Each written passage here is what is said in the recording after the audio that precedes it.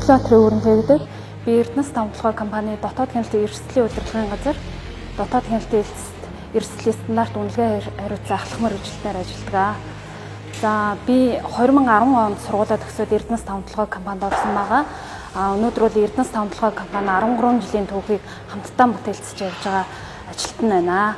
За Эрдэнэс Тавталгай 13 жилийн хугацаанд бол нийгмийн хариуцлага болоод уул уурхай үйлдвэрлэл, олборлолт, экспорт, нүүрс ажилтнууд дандаа амжилттай цаг үеийг туулж ирсэн. За өнөөдрийн байдлаар яг 2023 онд гэх юм бол Эрдэнэс Тавталгай компани маань нийт ажилтны хязгаарлалт 40%-аар нэмэгдүүлсэн. Мөн хагас жилээр урамшууллыг бүтээлийн төлөвлөгөөний урамшууллыг бодож олгосон байгаа.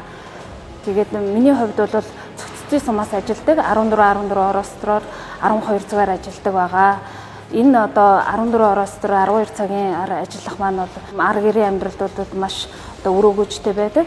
За цаг хугацаа бүхэнд Эрдэнэс Тавталгай амжилтанд бол олон удирдлагуудын оновчтой төлөвлөлт, зохион байгуулалт, нийт уур хайчин залуучууд, инженерүүд, ажилтан албан хаагчдын ур чадвар, хичээл зүтгэл байдаг гэж би боддгоо.